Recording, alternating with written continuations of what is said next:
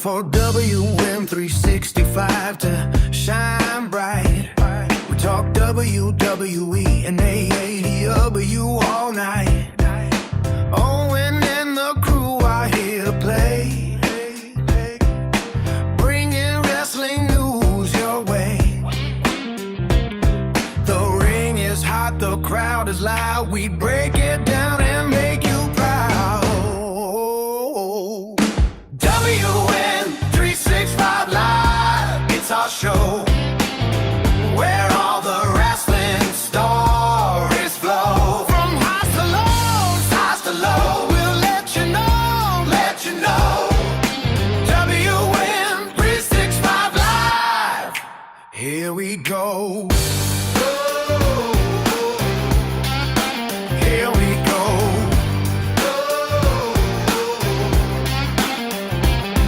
The superstars, they rise and fall.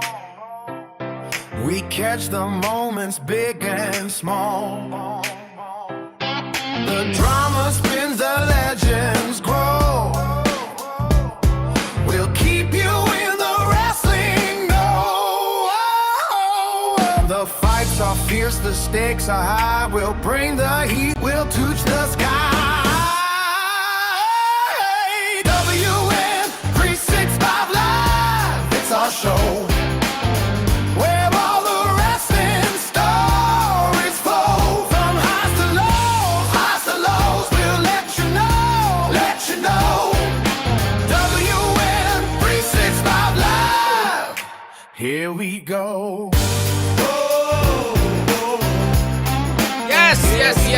Yes, we're live. We're live. We've got the theme song going and everything as well. Look at us. We're magic. Technology at its finest. Someone said in the chat it was AI songs. This is me singing, playing guitar. Yes, that's exactly what it is. Yes. How are we all doing? Welcome back to WN365 Live. We're live indeed for our Tuesday evening show. Be sure to smash a like on the like button. Be sure to subscribe if you are new to WN365. Of course, we are live every Tuesday, Thursday, and a weekend day. We're fresh off the Royal Rumble this weekend. Of course, we did do an episode of WN365 Live on Sunday, covering it all.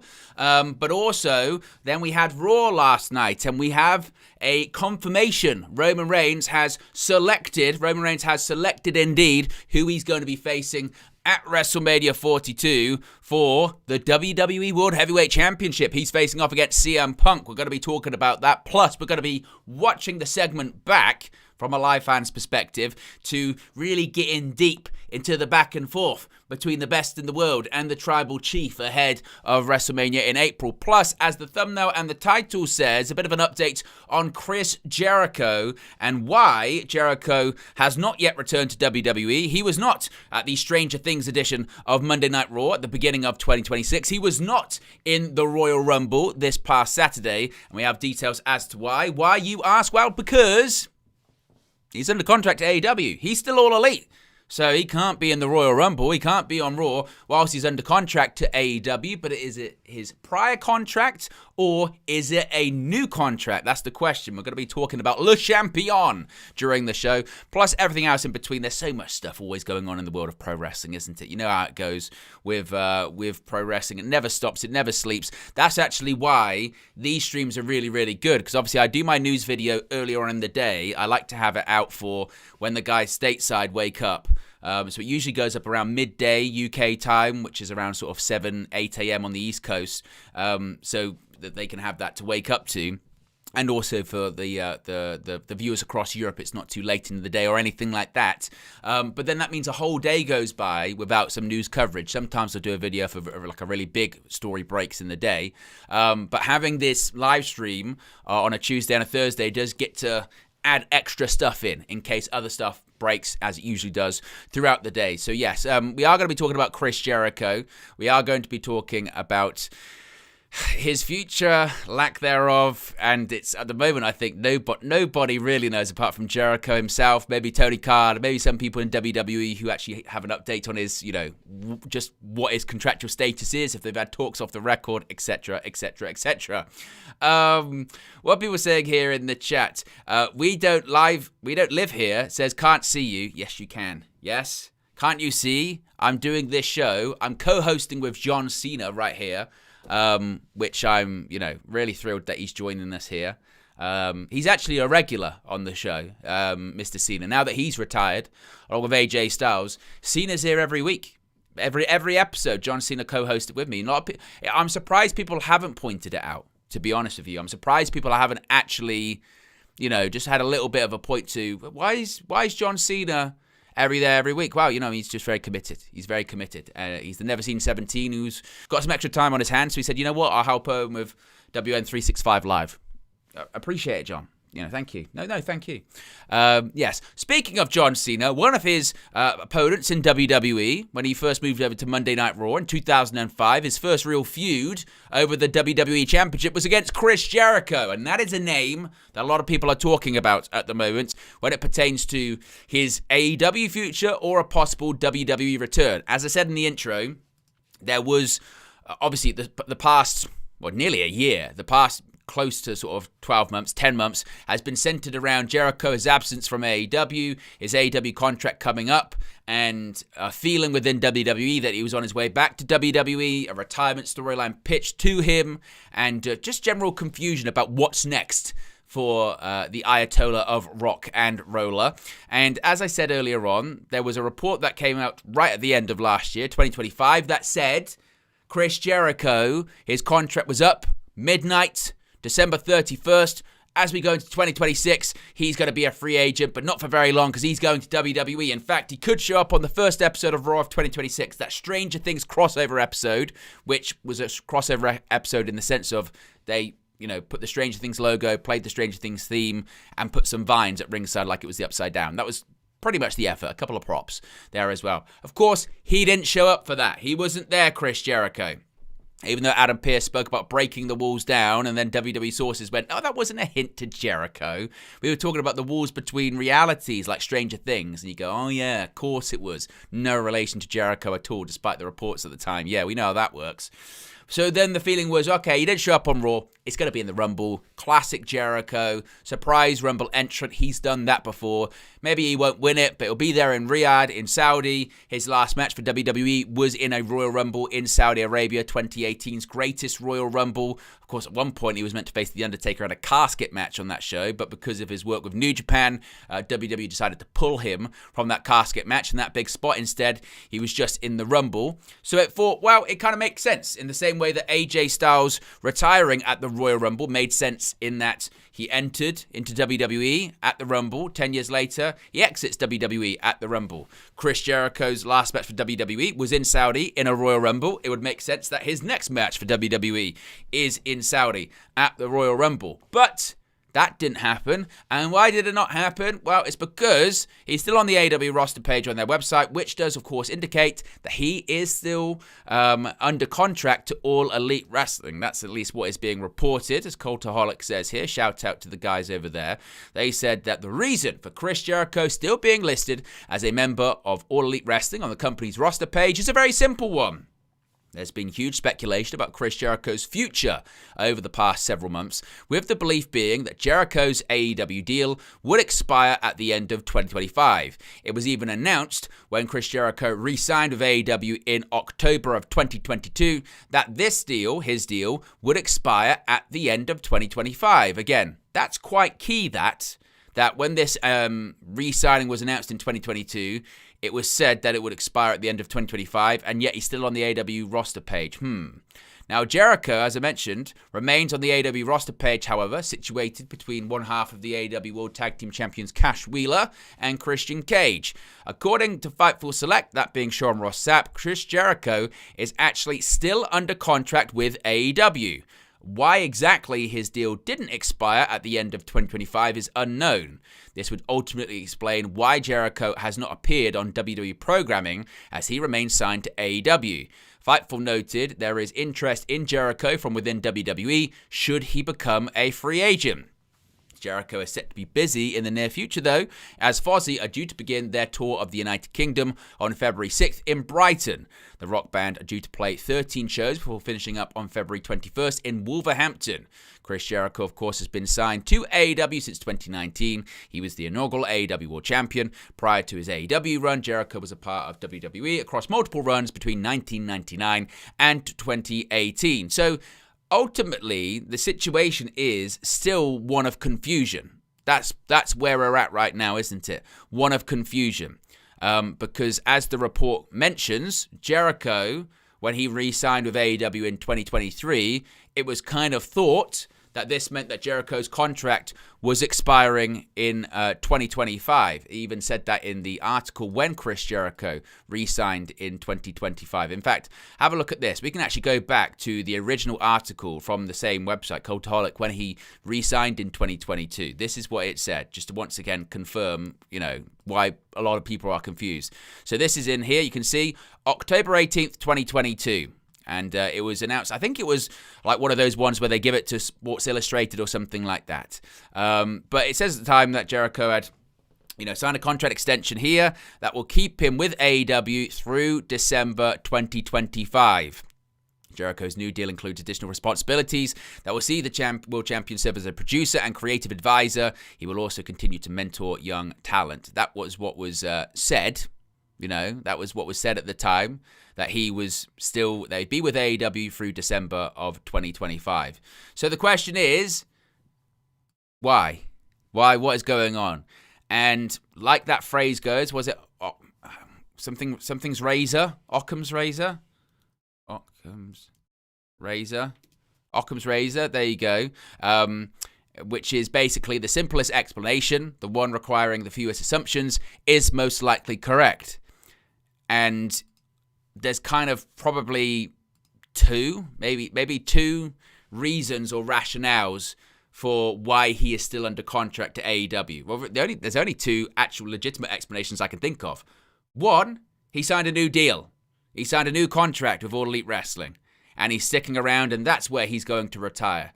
Maybe because WWE did indeed pitch him a retirement storyline. He went, no, I don't want to retire just yet, so I'm going to stay with AEW. Maybe I will retire, but I'll retire in 3 years' time at the end of this contract, not come in and maybe retire within the next 12 months, probably against Gunther, because he's the career killer and that's the gimmick right now. So maybe he thought, no, I'm going to sign a new deal with AEW. That's why he's under contract to All Elite Wrestling.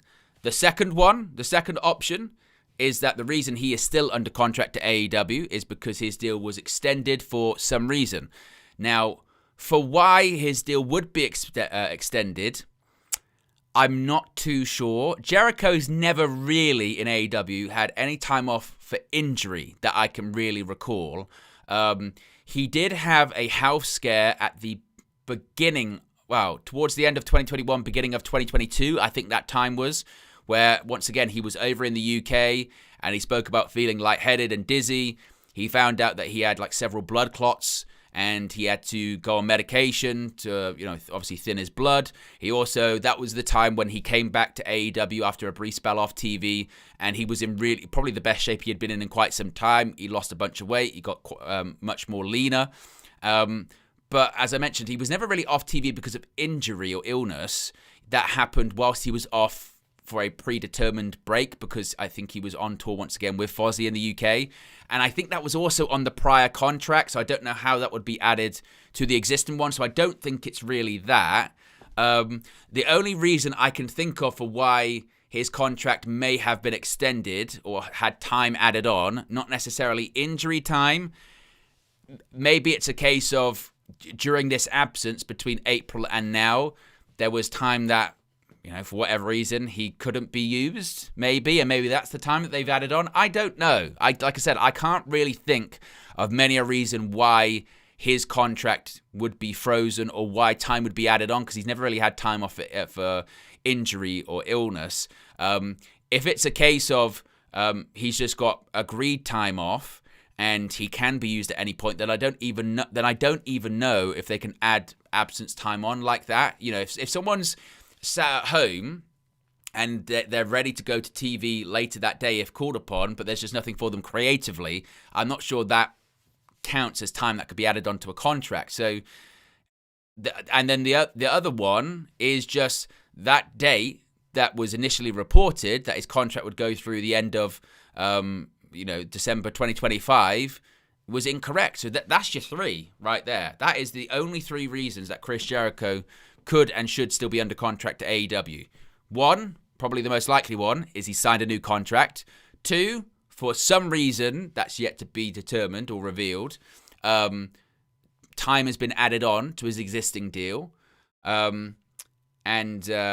Yeah, that's basically it. Or three, the one that I just mentioned too, is that the date that his contract carried him through was not accurate, which wouldn't be the first time, of course, that reports have been inaccurate when it comes to contracts, because nobody should know. They're meant to be confidential and private between the employer and the employee, even though in pro wrestling they're not employees. The employer and the independent contractor. There you go. That sounds a bit better, doesn't it? So if you ask me today, where do I think Jericho's going? It's really gone back and forth over the last few weeks. If you asked me in December, where's Chris Jericho going? I'd have gone, he's going to WWE. We know he's going to WWE.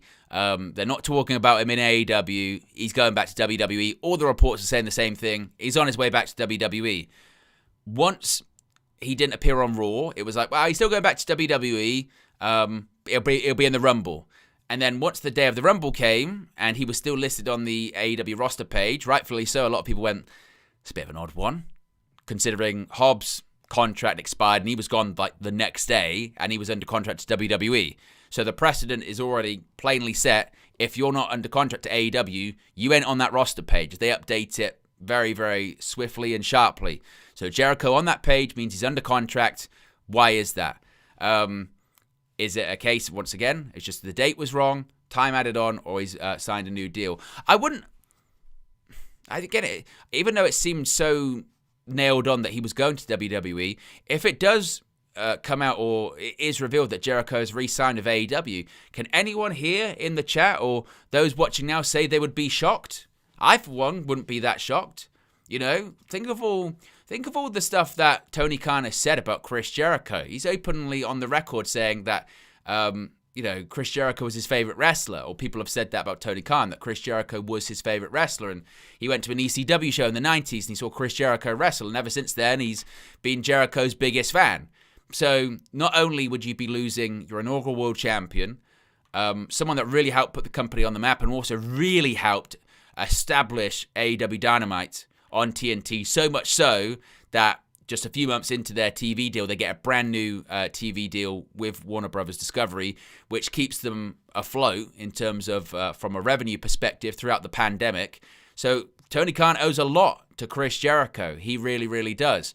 And we're seeing reports that AEW really, really wanted to keep Powerhouse Hobbs, so much so that they asked him, or they offered him rather, allegedly, one of the larger contracts in the company, offered him what was described by some as like Bryan Danielson money, and he turned it down.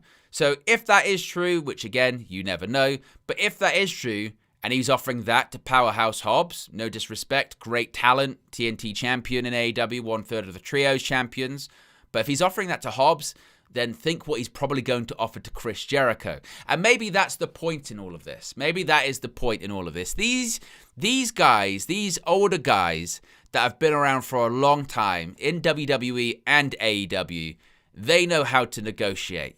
They really, really do. I did a video, it might have been a couple of weeks ago, about people from WWE that would never go to AEW, and one of them was Randy Orton. And I brought up the story from 2019, which is a case study in how to negotiate pro wrestling companies against each other and how to use the competition for leverage.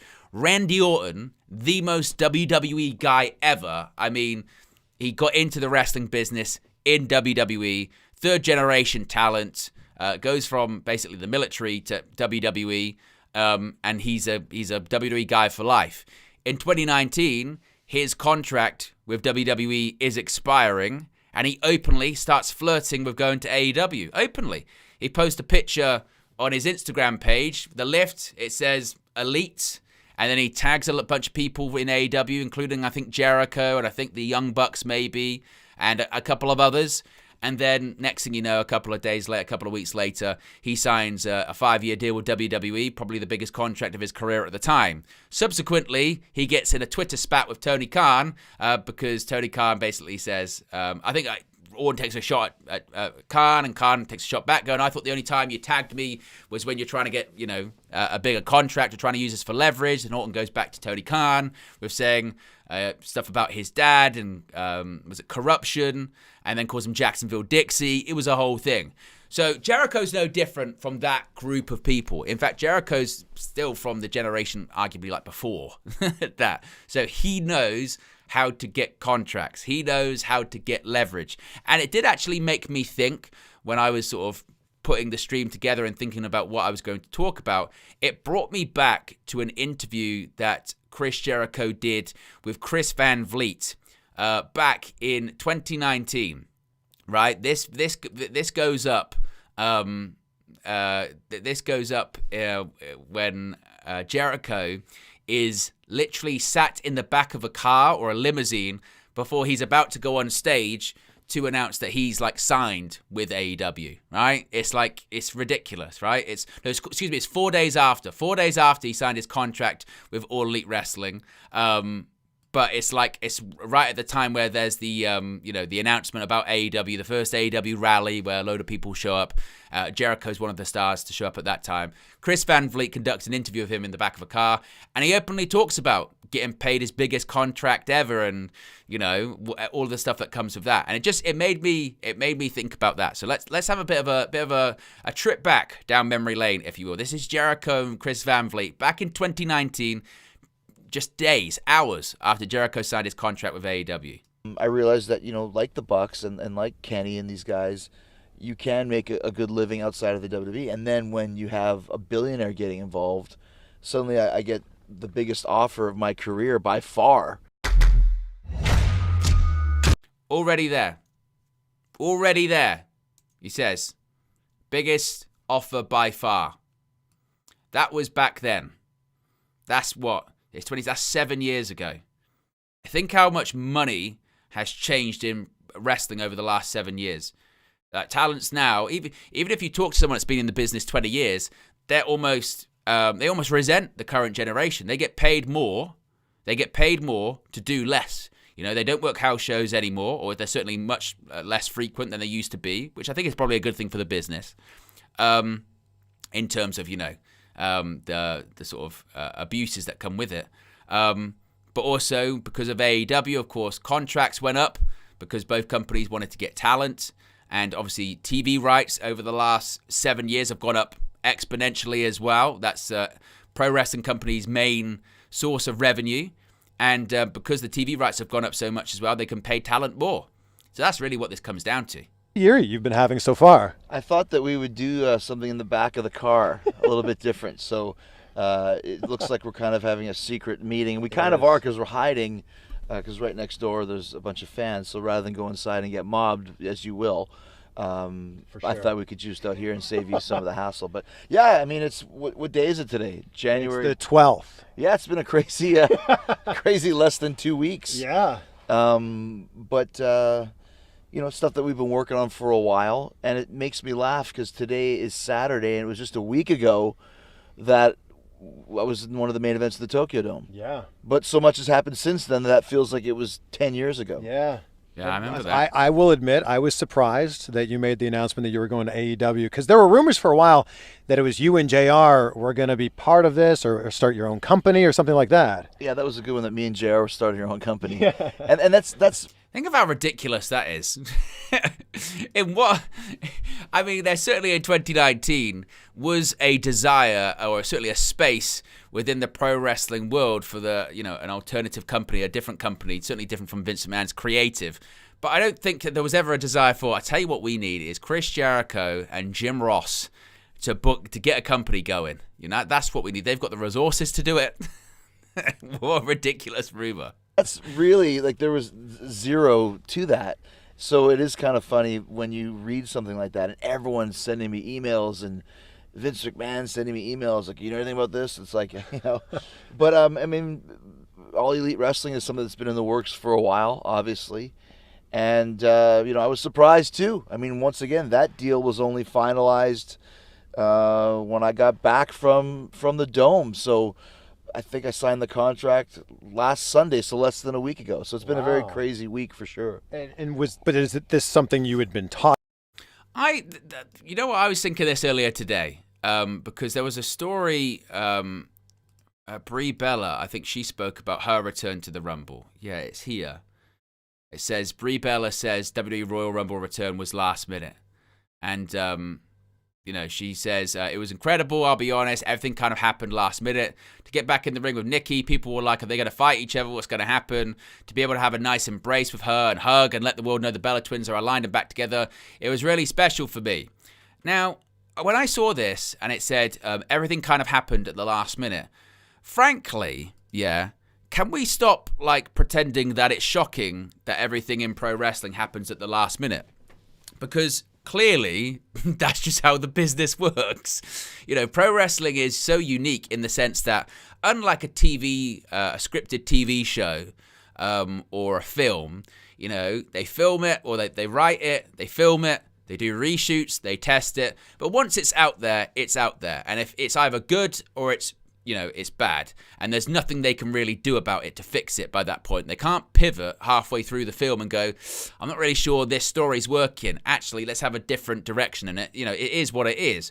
Pro wrestling's not like that. You can start telling a story, and then literally whilst you're live, you can change your mind and go in a different direction. Or if it's not good one week, the next week, you can change it. So by the very nature of the business being more often than not a live television show that can get called in the ring, that you can change in front of a live crowd depending on what their reaction is, by the very nature of the business, pro wrestling is last minute.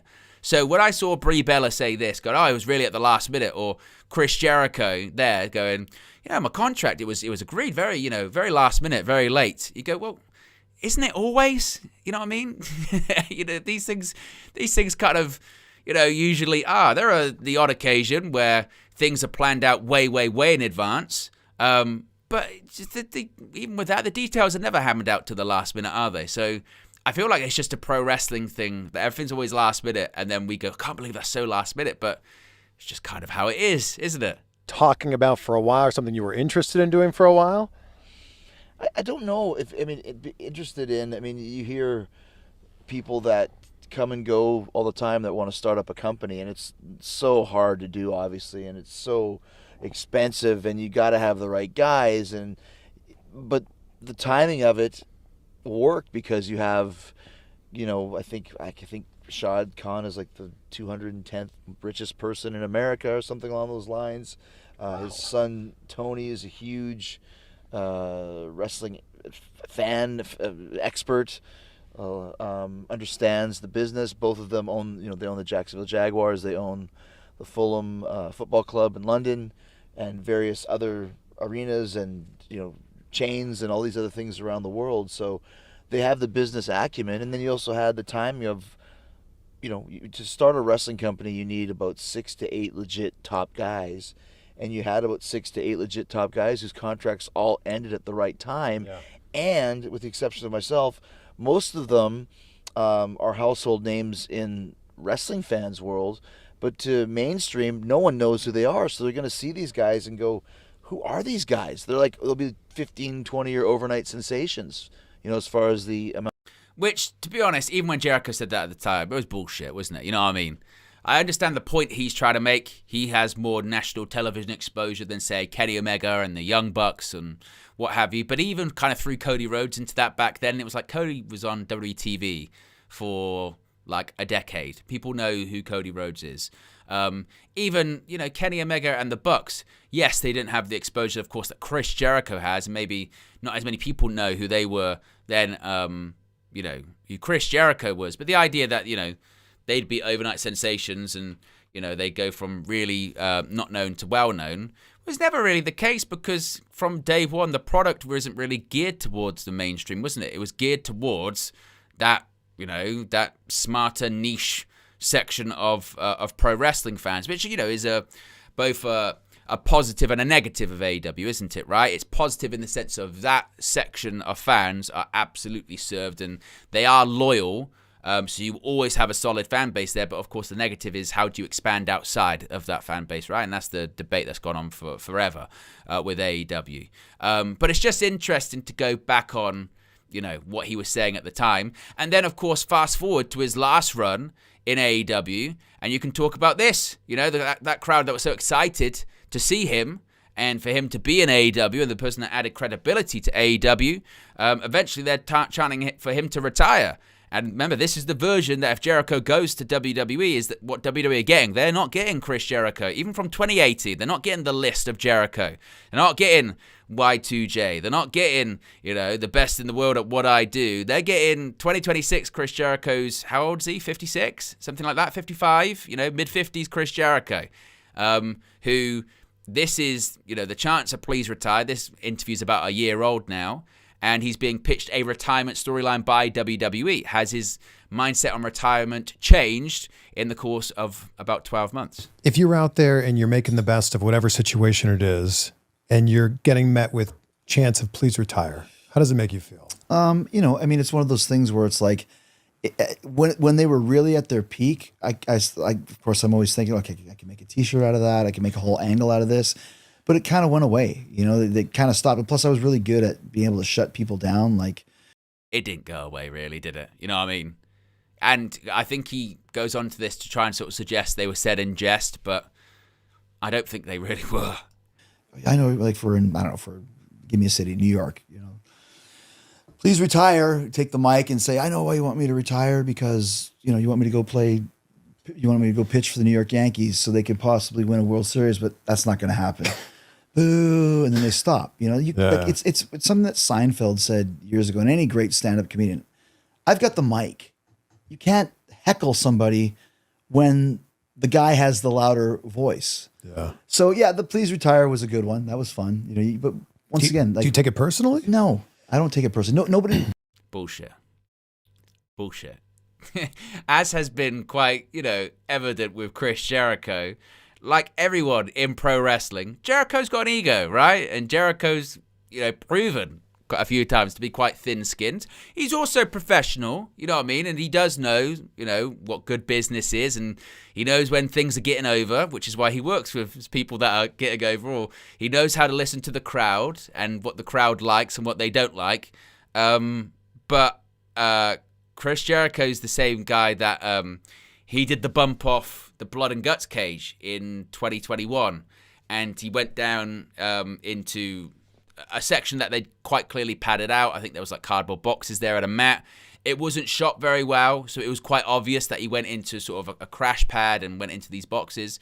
And I think it was Shotzi Blackheart posted on Twitter at the time a GIF of someone jumping into their bed like that. And it was clearly a reference to Jericho because it had just happened, which I thought at the time was bullshit. You know what I mean? I kind of thought the idea of mocking anyone that's willing to fall off the cage to the ground, crash pad or not, you're a pro wrestler. There's meant to be a bit of a brotherhood there. You know what I mean? There's meant to be this kind of bond that you don't mock a wrestler for jumping off the cage. It's dangerous enough, you know what I mean? And you certainly don't mock them for doing it with safety precautions. This is show business at the end of the day. Why are we so... you're not a real wrestler unless you do it for real. That's not wrestling. That's just stupidness. But I thought that actually the fault was on AEW at the time because they could have and should have shot it better. The production was lax.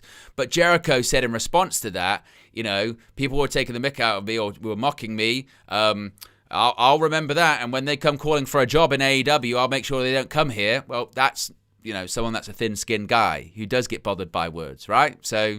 of course it would bother him, right? That's only human. Really knows me that says that stuff. And probably no, I don't take it personally. Nobody really knows me that says that stuff. And probably if I saw them. That's probably a problem, by the way, as well. The fact that nobody that knows him actually says it to him. Would that maybe suggest you're surrounded by people that are going to tell you what you want to hear? I don't take it personally. No, nobody really knows me that says that stuff. And probably if I saw them on the street, like, they'd probably say hi. You know, like whenever I do. But even, again, that response is ridiculous, isn't it? If they saw me on the street, they'd probably say hi.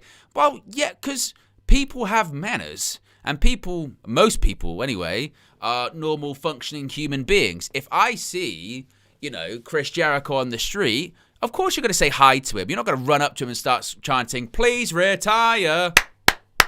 Why would you do that? Because you'd be crazy if you did that.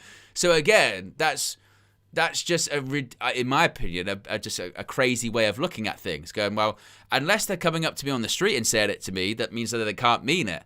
Well, everyone's got opinion on things. They don't always share them with people. And they don't certainly run up to people in the street and tell them, their opinions on it. If I see, let's say I see, a Man United player in the street, am I going to run up to him? Like if I saw Andre Onana, right? Am I going to go run up to him and just go, "Mate, in terms of goalkeeping, you're shit. All you do is throw it in the back of the net and make mistakes." I wouldn't even probably say hello. I'd just probably carry on walking, frankly. I'm not really into interactions with anyone when I'm out and about. But you know what I mean? The logic of, well, no one's come up to me and said that on me. They wouldn't say that to me in the street. They'd probably say hello. Well, yeah. You know what I mean? You think if you're going into Starbucks, I'll have a caramel latte, please. "Oh, you Chris Jericho?" "Yeah, I am." "Please retire. Here's your coffee." You just go, "Oh, hi. I'm a big fan." Of course you would. People have manners. They don't want to be rude to people. They don't disrespect people. So again, that logic is flawed. A convention or something like that, like when my lines are down the street, and that's not from an egotistical standpoint, but I've been doing this. Yes, it is. Yes, it is. Yes, it is, Chris. And again, what does one have to do with the other? When I do conventions, I've got really long lines. What does that have to do with your in-ring? What does that have to do with "please retire"? There are plenty of retired wrestlers that have very long lines at conventions. Again, it's got nothing to do with anything. And once again, all of these reasons that he's giving here just go to show that it does bother him. This a long time, and a lot of people have great memories from the different eras that I've been in. It's like I'm the Rolling Stones on the Steel Wheels tour, when all the critics are saying it's the Steel Wheelchairs tour, Stones need to retire, they're done. Well, Mick was 47 years old, and that was 1989. I saw him 4 times last summer at 81 years old, and they're still one of the best bands in the business. So it doesn't work though with wrestling. Mick Jagger isn't still taking bumps on on wood like that, is he, at 81? No, he's singing into a microphone. Something that doesn't require him to do a lion salt every night, right? Or something that doesn't require him to, take a one-winged angel, or take a spear from Roman Reigns, or take chops from Gunther. I get the analogy he's trying to make is that sometimes with pro wrestlers, when they're told that they're washed and they need to retire, they then go on to do their best work. I get the reference he's trying to make, but once again, these are things that aren't comparable. Now, if you wanted to make a better example of that, you could go, well, look at Hulk Hogan, right, in the 90s. Vince McMahon determines that Hulk Hogan's done, and I think he's like mid-40s at the time. Hulkamania's over. Let's go towards the Ultimate Warrior. Let's go towards New Generation. Let's do that.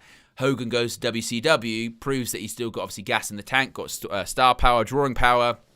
It doesn't click straight away, by the way. It's not like Hulk Hogan, the name was enough. They still needed the creative, which was the NWO, and then boom, you've got 83 weeks. But Hogan, he's in his like mid-40s. Jericho's in his mid-50s. And he's not going to be wrestling till he's 81, unless, again, he thinks he is Mick Jagger. I don't know. If I'm in kind of my Steel Wheels Rolling Stones period, I told you this the last time I was on. If I died tomorrow or tonight, there would be a huge like, oh my gosh, why? But right now, it's not that way, and that's okay. This is a job. Again, what does that have to do with anything? Of course, people would be upset. No one wants to see. When they're chanting "Please retire" or whatever, they don't want you to die. It must be pointed out. You know what I mean? if Jericho would to leave us tomorrow, which touch wood that won't be the case, they'd be like, oh, why? Because he's a legendary pro wrestler that has contributed huge amounts to the business and is a character that has gone through generations. And it's always a loss to the industry whenever you lose anyone. But that's not retirement, Where the idea is to elicit emotions, positive, negative, anything in between. And when you sign up for it, you have to understand that people are going to respond. Now, all of us wish that you could just walk down the street and have people throw a parade for you at all times and throw confetti and will their firstborn sons to you. It's not that way, especially now. I mean, society is kind of gone the way that they did when I first got to WCW, where they hated all the baby faces just because you were a baby face. Hated, a young Chris Jericho because they loved the NWO. Yeah. So this blonde-haired, good-looking guy who was like throwing himself in the crowd because he had nothing to do was getting booed out of the building. And now I'm getting booed out of the building or getting chanted at as a bad guy. Isn't that the point? Yeah, but it is different though, isn't it? You know what I mean? There's heat and there's go away heat. And I get the point that he's trying to make. I think nowadays that line between heat as a heel and go away heat is probably the thinnest it's ever been, because sometimes I think nowadays as a heel, you almost don't want to get too much heat because it's such an attention-starved and a short attention span culture nowadays that if, we've all been there. If you're watching, let's say you're watching someone on YouTube and you don't particularly like them, or you don't really particularly like what someone says, you might just close off the stream, you might just turn off the show. I don't like that guy, boom, Whereas back in the day, I think the psychology was, I don't like that guy, I really hope someone puts him in his place. Whereas I think nowadays it's just, I hope that happens, but until it does, I'm out of here. So there's a difference between being booed because the crowd's in on it and that you're getting heat, but there is also, the difference of, people chanting, please retire, because they genuinely mean it. So that's kind of the version of Jericho that WWE would be getting. Now, I think because of the style, of course, that WWE is, I think he'd do very well. And if he did end up facing, say, Gunther, in a career-threatening match, I think that would be quite interesting. But I just wonder if some WWE fans, and even WWE for that part, are kind of aware of the Jericho that they are potentially getting if he does go there. And if he does stay in AEW, this is the other part of it too. If Jericho does stay in AEW, what does he do? I mean, I think that's something that maybe hasn't been spoken about enough. If Jericho does stay with All Elite Wrestling, who is there to work with that he hasn't worked with already? What else is there for him to do in terms of titles that he hasn't done already? He's already been the inaugural world champion, and frankly, he shouldn't be anywhere near the AEW World Championship scene in 2026. He's won the Ring of Honor World Championship twice, and that really means next to nothing. They don't have the TV deal. I think Tony Khan thought the first time that it was going to lead to a TV deal. It didn't. Maybe he thought that again when he put the title back onto him. It didn't work. So what else would there be for him to do in AEW? I don't know. That's why the WWE one did feel like that was the most likely destination, because it just felt like his time was up in AEW. But maybe this is when it gets back to the retirement thing. If your time is up in AEW and you can go back to WWE, and okay, there's some people you haven't worked with before because you haven't been there for, 8 years or however long it's been. But, is going back to WWE like, well, yeah, you can't do anything more in AEW. And if you're going to go back to WWE, you're going to have to, they want you to retire. So really it is a case of sort of retire, in WWE, or stick with AEW and just, not that you wouldn't be doing much, but you're just kind of there because you don't want to retire, but you're not really doing anything of substance. I don't know. It's a really interesting one. I still think he probably, I don't know. I really don't. The fact that he's still under the on the AEW roster page, he's still under contract, is quite confusing. And just there is something in me that just thinks maybe, Tony Khan just gave him a massive offer. And Jericho went, well, yeah, thank you very much. That's the offer that I'll take. I think that would be a waste of money by Khan. I get why he would want to make the big offer because, there has been this perception, hasn't there, of when these talents jump over from AEW to WWE, particularly the big talents, the Cody Rhodes and the CM Punk of, this is a death nail in All Elite Wrestling, or this one's going to hurt them. And Jericho going from AEW to WWE would hurt AEW in the sense that, it's their first ever world champion and he's back with WWE. But I don't know if it would hurt the same way that Cody or Punk did, because I don't know, it just feels more like maybe AEW would just be like, okay, we're moving on, and we've already proved that we can lose some top stars and we'll be all right, and AEW will be okay. For all of the, some people wish that AEW is going to go away, or live for the day that AEW goes out of business or they go bankrupt. They don't go out of business. Like Chris Jericho said in that interview 7 years ago, they're owned by a billionaire. It's part of the problem, I suppose. In the sense that they can do whatever they want. And even if their TV deal with Warner Brothers Discovery, or what will probably end up being Discovery Global, goes away in 2026 or 2027, 2028, whatever it is, they'll find another one. They'll find another deal. And I actually think they'll probably end up staying with Discovery Global. Obviously, WBD, Warner Brothers Studios will be acquired by Netflix, and the Discovery Global, which has the TV stations like TNT and TBS, not HBO Max, that will go to Netflix. They'll need content. And pro wrestling is still cheap content that does deliver in terms of viewership and ratings. So I think actually they'll be fine, which is why I think Tony Khan's quite calm about it, because I think he probably knows that they'll probably end up with Discovery and probably still be on TNT and TBS. I think that's probably how it will end up going, honestly. Whether or not Chris Jericho's a part of that, time will only tell. We got close to 50 people watching. We're really high on the likes, actually, as well, which is fantastic, folks. If we can get to 50 likes, we're only 6 likes away. So if you haven't already, click that like button. And also be sure to subscribe to Wrestle News 365 if indeed you are new. Of course, we did the video talking about it this morning. Everyone's talking about it. It's the announcement, the declaration from Roman Reigns. We knew this was going to be the case anyway. But Roman Reigns versus CM Punk will be one of the main events of WrestleMania. I think it will close out one of the nights. If it was me, I'd go. This would be my night 2 main event. Would be Punk versus Roman.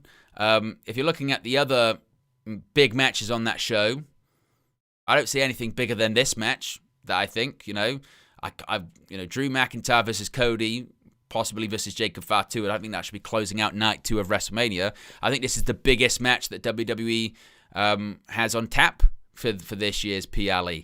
And as has been shown on the screen there, the promo segment between CM Punk and Roman Reigns on Raw had 42 million views in under 15 hours on all of WWE's platforms. Yeah, it's been a pretty successful one, to say the least, hasn't it? Now, in terms of the promo segment itself, we do have this in terms of from a fan recording inside the arena last night, so we can watch it together. From what was said regarding Punk and Roman Reigns. You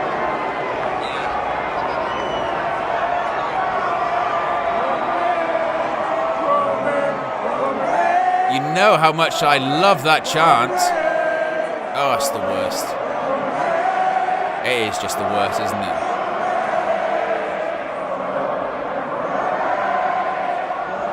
Look at that crowd, though. Isn't that a great shot? See the crowd light in. Brilliant.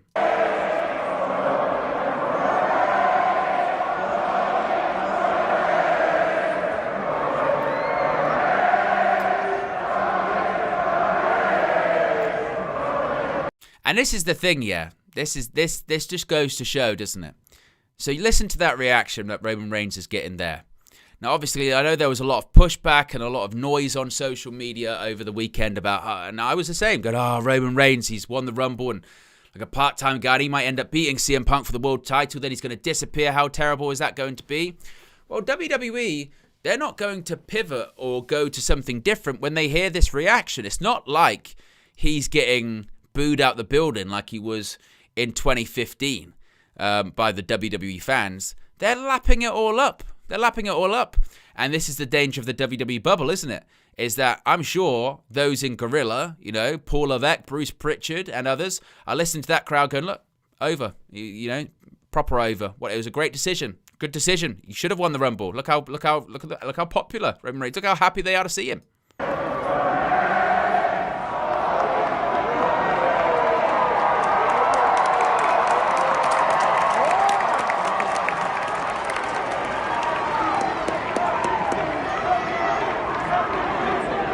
Billy!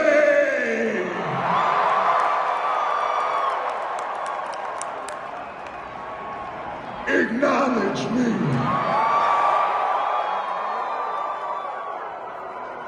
Certainly popular.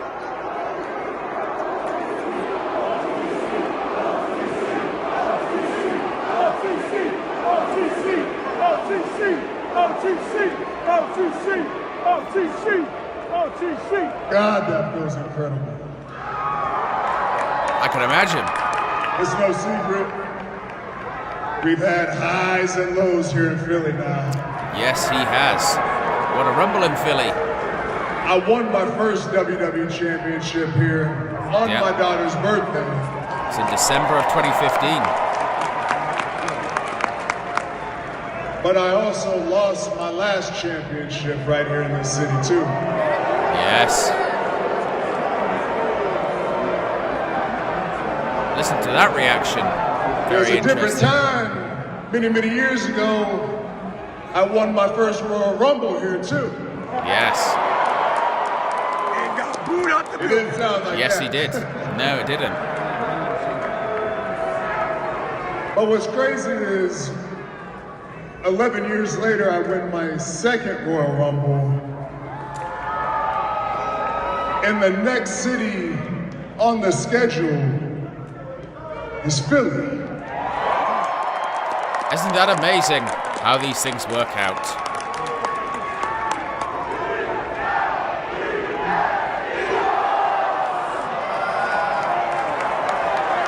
Chanting Eagles. All right, our teams are doing the same thing right now, but yeah, this is the perfect city to be in based off our history because I got a decision to make. Yes, you do have a decision to make. And who better to help me than Philadelphia, Pennsylvania? I tell you what, Roman Reigns, he is a pro, isn't he? He is a pro. Look at that. He has been in the ring for 3 minutes and 20 minutes, and effectively he said nothing. Effectively he has said nothing, and they are eating it up. That's how you know a pro right there. So the question is, CM Punk, do we go after the title that Spoiler. I made?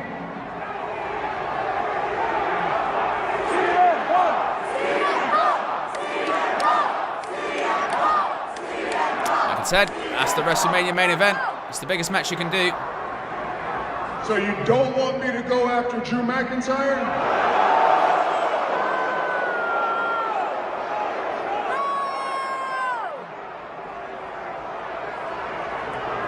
Or do you prefer CM Punk?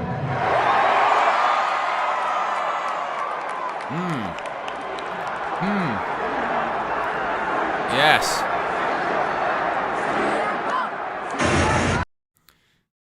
Obviously the music. Copyright purposes. There you go. I, by the way, love that they've still got, because they basically released a bunch of old Punk shirt designs, didn't they, when he came back. I don't know if I still have it somewhere, maybe. But I got the CM Punk white T-shirt from, in 2011 when that shirt came out. Of course, he wore it at Money in the Bank 2011, and that was his shirt for a while. I had that shirt. That is an iconic shirt, to say the very least. That's the shirt that I associate the most with Punk. There's a couple of shirts. I mean, he's always had good shirts. That one, I remember. I actually really liked when he turned heel and he had the yellow shirt, the yellow ugly shirt. And the story behind it at the time was, I wonder if I can find it on Google. CM Punk yellow shirt. It was like that was it. This is what I'm looking for. Yeah, this one. I want to get a good picture of it. Open image and new tab. That's what I'm looking for. There you go. What's that on? That's on the social media post. This one. I really liked that, and the story behind it at the time was basically he had turned heel and he didn't want any merch. And by all accounts, WWE said, look, but you've got to have a T-shirt. You're one of the top guys, still make money. And Punk basically said, I'm going to make the T-shirt so ugly that nobody will want to buy it. That's what I want. Make it so ugly that nobody wants to buy it. And people still bought it. And I liked because it was loud and it was obnoxious. I thought it was great. I love the yellow shirt, even if it is horrible.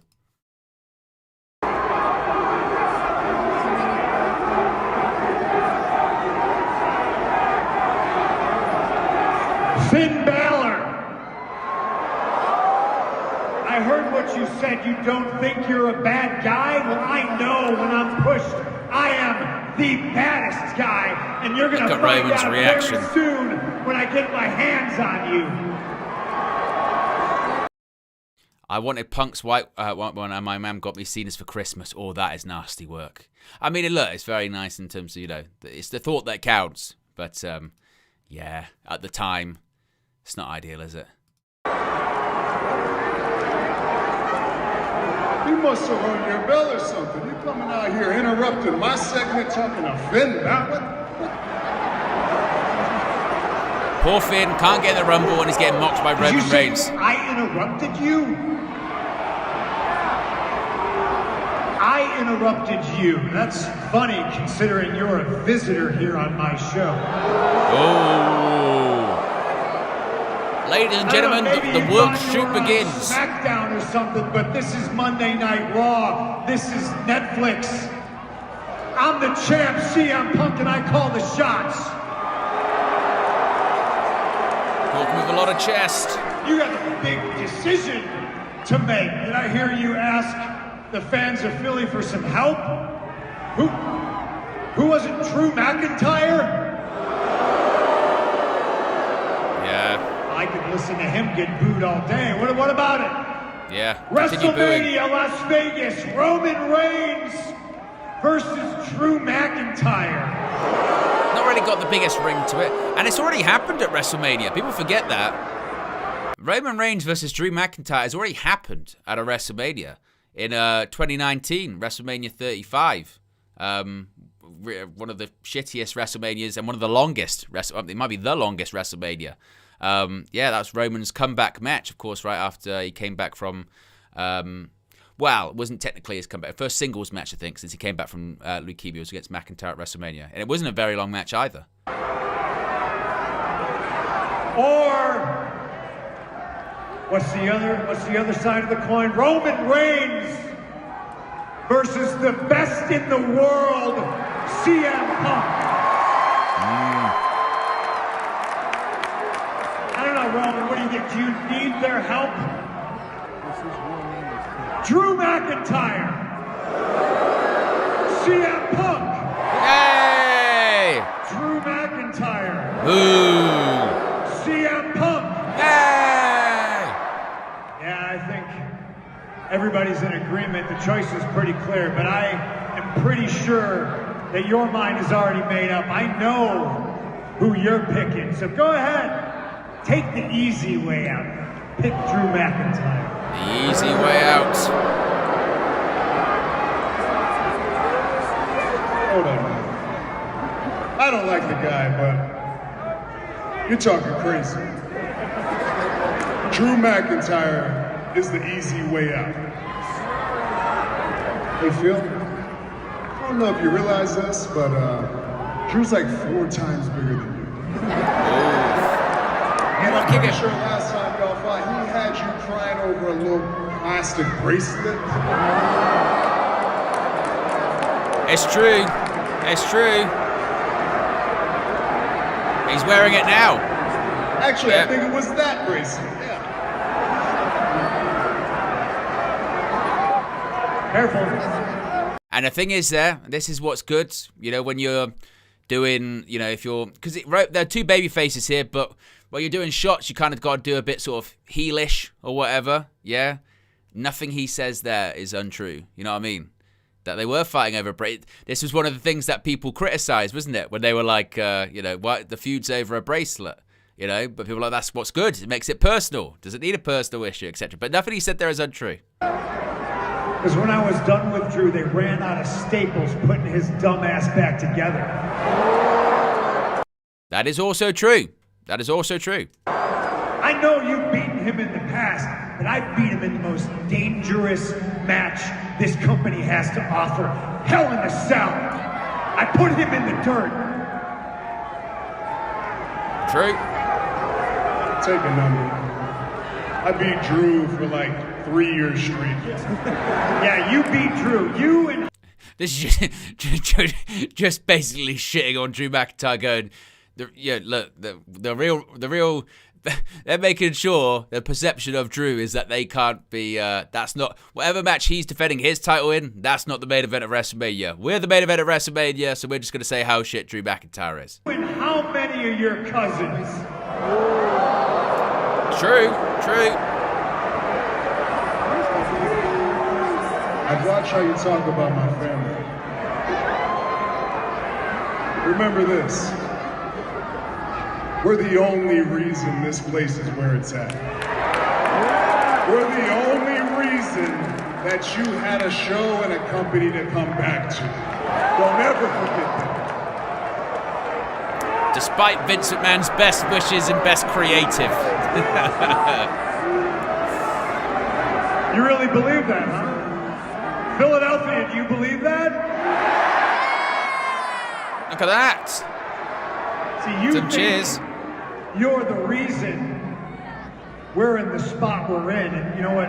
You're sort of right, because you manipulated your cousins and your family and a great number of people, thinking you're this great messiah, that you carried this place on your back and you held it up to the sky, but all you really did was hold it hostage. It's also true.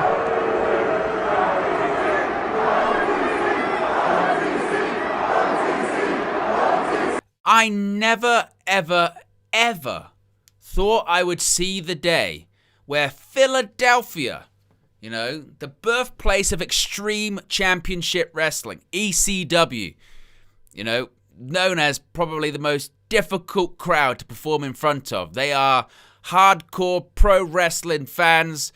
You know, they don't cheer WWE guys. They like guys that came from the indies. They like the underground guys. They like the guys that are being held down, etc., etc.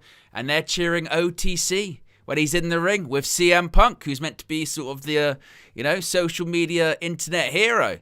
And they're chanting for the manufactured, only being in WWE Roman Reigns. It's incredible what's happened to the Philly crowds over the years. This isn't ESPN. I heard what you said. I heard you go on McAfee's show and talk about how, and you really do believe this, your quarterly vacations are somehow now you graciously stepping out and sharing the spotlight with somebody, and then you have the audacity to say that nobody's stepped up, nobody's filled your shoes. True. Nobody's trying to follow in your footsteps. Many, many moons ago, once upon a time, I was champion for 434 days. Yep, he was. With Paul Heyman by my side. Does that sound familiar? Because you took yes. it and you ran with it. You followed in my footsteps. And yeah, you were champ for what? 1,316 days? I think he more followed Brock Lesnar's footsteps, really, as opposed to following in CM Punk's footsteps. It was, Brock Lesnar and that connection with Paul Heyman, and Brock Lesnar actually, with Paul Heyman by his side, had a longer championship reign than CM Punk, and then Roman Reigns had a longer championship reign than CM Punk and Brock Lesnar. That's what happened there. But days, congratulations. But news for you, just because you did it longer doesn't mean you did it better. Oh.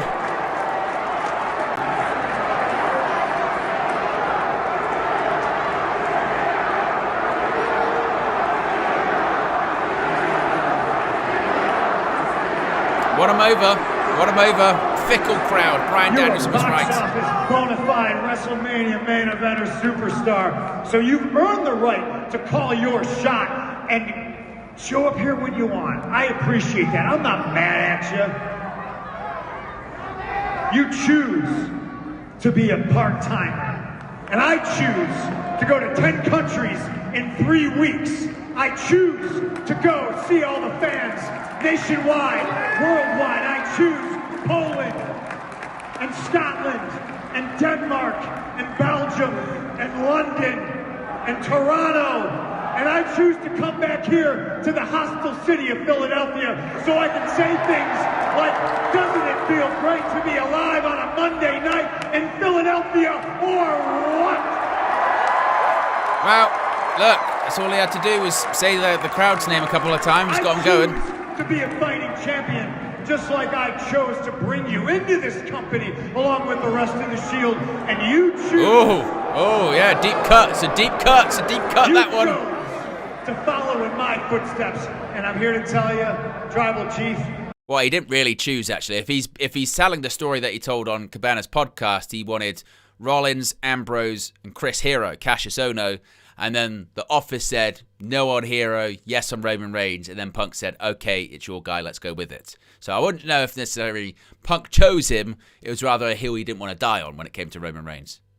You learn from the best. I'm proud of you. You got a decision to make.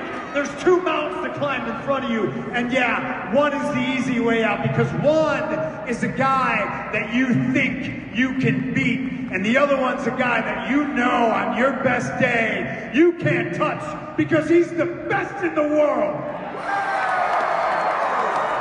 Certainly a good promo by Punk.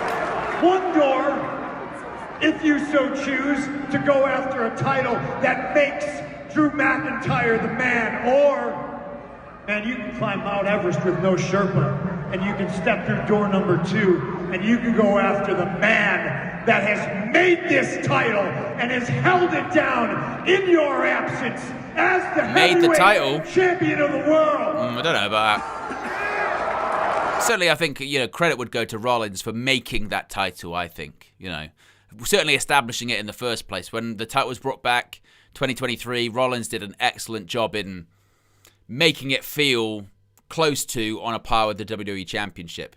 Even though it probably still isn't, but certainly Rollins did a very good job with that, no doubt.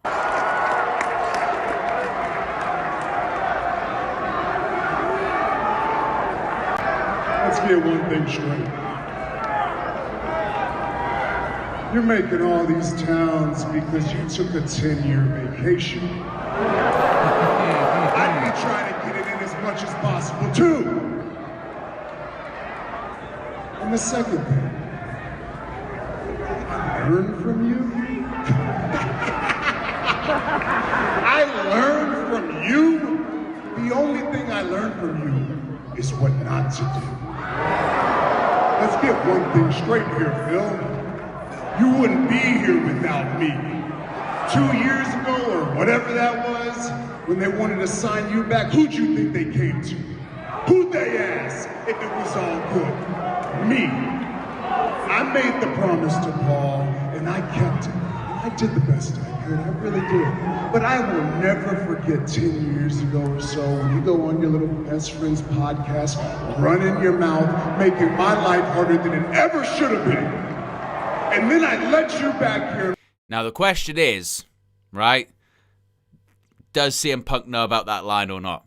Because that was the beginning of the end for him in AEW, wasn't it? The beginning of the end for him in AEW was Hangman Adam Page talking about that podcast, talking about Colt Cabana, talking about workers' rights, when Punk didn't know that Hangman was going to say that, according to CM Punk anyway, and that led to kind of the beginning of the end. One would think that this wouldn't be a case of history repeating itself and Punk would have been aware of that line. You never know. You never know. It's pro wrestling after all.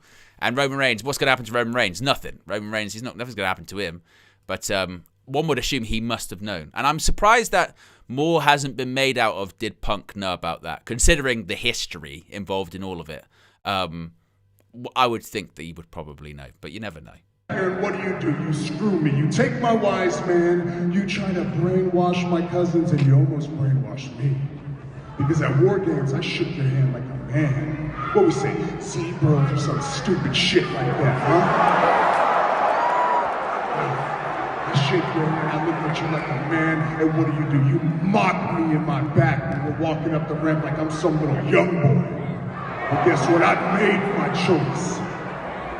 I could pick you because you're the biggest star available. I could, yeah. I could pick you because you're on Netflix and you're on the best show. I could. But no, I'm picking you because I hate you. I always hate you. And WrestleMania is going to be the best thing of my life because in the main event, you will acknowledge me. I tell you what, yeah, when it comes to Roman Reigns, look, and he had some shit creative over the years, yeah? And he had some shit promos written for him, suffering succotash and dog food and all that kind of stuff. But one thing is pretty clear, as was evident with that ending of that promo right there, is over time, whether it was, during that tribal chief era that he locked into it, Roman Reigns became a hell of a promo. Because that is one hell of an ending to a promo. And, regardless, I think, of what you think of Punk and what you think of Roman, the part-time schedule, Punk, his personality, his history, or whatever, I mentioned this on a few streams ago, that for me, this is probably, that this is a WrestleMania match. This is a WrestleMania main event. I look towards back in the day, with... when we used to hear about what the WrestleMania cards were going to be, you'd have first-time ever matches or matches where the two people hadn't faced off in like a decade or something and they were completely different by that point. You don't like to see rematches at WrestleMania. You don't like to see matches that you go, we've seen this a bunch of times on TV or at PLEs or anything like that. Roman Reigns and CM Punk haven't had a singles match since 2014. Now, granted, they were in that main event of Night 1 of WrestleMania last year and they were involved in that feud, but I do think enough is different this time around that it still does feel fresh. There's no Paul Heyman involvement. There's no bloodline. There's a World Heavyweight Championship on the line. Of course, there's no Seth Rollins as well. It's just one-on-one.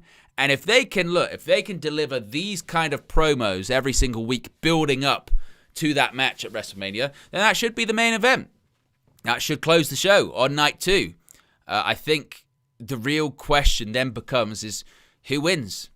Who wins? Who leaves with the championship? It probably should be CM Punk in the sense that Punk's going to be on Raw the next week and the week after. And Roman Reigns, when is he going to be back? Roman Reigns was kind of implying, wasn't he, on the Pat McAfee show that, well, I'm 40, but I feel like 25, I can still go. Well, if you're the champion, you've got to be on TV most weeks. At least you should be. You can get away with it when you're a heel. Like when Roman Reigns was the, Universal Champion, he was a heel. And Brock Lesnar, when he was Universal Champion and he was a heel, it's a situation whereby you're a heel. So if people give you shit for not being on TV, it should be a case whereby, yeah, because, you're not paying me enough money to show up in this shithole of a town, so why would I come to insert city name here kind of thing, right? That makes sense. But a babyface champion that doesn't show up all the time, that's a quick road to resentment, isn't it? That's a quick road to resentment, and that's a quick road to, yeah, I know I was chanting OTC, but he's not here, and I'm watching a show about a world champion every single week. I don't like it. So if Roman wins, how long is he going to hold the title for? How long is he going to be on TV for?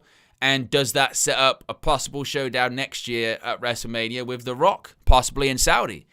Because I mentioned this a few streams ago too. My worry for this year's WrestleMania is that it's a placeholder. It's a setting the table for next year's WrestleMania. Next year's WrestleMania, that's the important one for WWE. That's the one they're getting paid an astronomical amount of money for. That's the one where the talent budget is so high that they're going towards every legend that possibly could have a match and saying, are you interested? They're going to The Rock. They're going to Stone Cold Steve Austin. They're going to whoever you can possibly think of would you want to come back and have a match? Would you be interested in being part of the show? Would you be interested in doing an angle for the show or something like that? I'm surprised. The Undertaker was at the press conference. I'll be shocked if even he doesn't have a discussion of, would you be interested? Would you want to do something? Right? So with that in mind, this year's WrestleMania could just be all about, it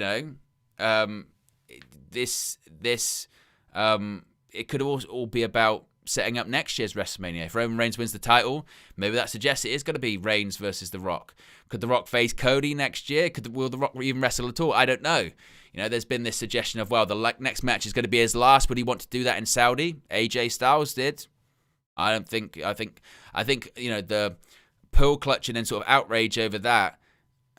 It's kind of got to the point where people just kind of accept it for what it is now, in terms of the biggest boxing events happen over there. These big events just in general all happening over there, and there's a lot of money that goes into it. And that's ultimately what this is about at the end of the day. So I think The Rock absolutely still could retire next year at WrestleMania. Chris Jericho could retire next year at WrestleMania, right? If Jericho's contract with AEW is actually up, let's say it's March or it's April, maybe Jericho's Raw after WrestleMania. Surprise, and then his retirement storyline is from the night after WrestleMania 42 until the night after WrestleMania 43. And he's going to do 1 year, and he's going to get that big Saudi payday at the end of it, and then he's going to be done. I don't know. But my worry is for this year's Mania is it might be a bit of a placeholder, a bit of filler, if you will, for next year. We shall see when it comes to all of it, of course. But certainly, I think it was a good bit of business last night. No doubt about that. I think it was a good bit of business. I do think that they did very well, and they certainly got a lot of people excited and interested for the match between the two. Who knows when Roman Reigns will be back on TV, if he's going to be back next week, or if we're going to have to wait a while before we see Roman again. Maybe this will be the reason he made his decision last night is because probably we're not going to see him for a little bit, probably until after Elimination Chamber. I think that obviously Punk's going to work Chamber because it's in Chicago, it's at the United Center. Whether or not he defends his title inside the Chamber or in a singles match, time will tell. But probably we'll see Reigns maybe after Elimination Chamber. Maybe if Punk wins on that night, maybe Roman shows up at the United Center and attacks him, and that's really the kickstart to the road to WrestleMania, perhaps. But I don't think we'll see Punk for a little while. Jamie says they will use Jericho to sell this year's Mania. I mean, if they can. If they can, that's the other part of it, like we spoke about earlier on. If Jericho does indeed go back to WWE, even if he is going back, it depends on his contract situation, because as of right now, like we spoke about earlier on, it would appear that he's still under contract to AEW, because he's still on that roster page. And in fact, I'll do what I've seemingly feel like I've done on every stream so far, because I suppose it's the positive of being live. There you can go. I can switch back to the screen. As you can see right there, this is the AEW roster page on their website, which is updated very frequently, particularly when talent leaves the organization. And if you scroll down, like we spoke about earlier on, right there he is, Chris Jericho, alongside Cash Wheeler, Christian Cage, the next name after him. He's still on that page. Which would mean he was still under contract to AEW as of right now. For instance, Powerhouse Hobbs, he's not on there because he's under contract to WWE. He's Royce Keys. So yeah, correct. Jericho's still on there because he's still under contract to AEW. But we shall see if and when it gets updated, if at all. Because let's face it, the moment that he disappears from here, so the internet and social media will go into meltdown because it's like, right, he's going to WWE. And to be honest, even if he has re-signed with AEW, if I was AEW, I'd still take him off. Get people talking. In fact, I'd be like, right, take him off now. Yeah, the moment that he's committed to AEW, if he does, and signs a new contract, then I would take him off. Go, right, what we do, we take him off, and we save him for a specific show or a specific angle that they want to do. Because at this point, considering so many people are talking about it, you might as well lean into it. But maybe as of right now, they can't do that because they still don't know what the plan is. Maybe the talks are still ongoing. So, of course, in the future, if we get any more details on that, any news about it, we'll discuss it. We'll let you know. But as of right now, Chris Jericho, still all elite. So there you go. Big up to everyone tuning in this evening. Where do we end up in terms of likes? We are 4 likes away from 70 likes. So if you haven't already, click the like button. Be sure to subscribe if you are new. For the rest of the week, what's on tap? Thursday, I'll be live once again for WN 365 Live, 8 p.m. UK time. So be sure to join me then. Tomorrow, I'll have news videos, countdown videos going out as per usual. No live tomorrow. And then... what day did I say I was going to go live at the weekend? I can actually probably tell you now. What day did Man United play? Man United play on a Saturday, but I've got to do another Sunday. I'll be live on Sunday because Saturday evening I've got to get more work done on my teeth, which is just a pain in the ass. But yeah, so I'll be live Sunday. So Sunday evening, we'll have another Sunday night stream like we did this past weekend. We'll do Sunday night, 8 p.m. I'll be live once more, and we can talk about everything that's happening in between now and then, and well, Thursday and then by that point, because we'll have the Thursday show as well. Anyway, guys, really appreciate everyone for tuning in as per usual. Have a great Tuesday evening, and we'll be back very soon. I'm out of here. Peace.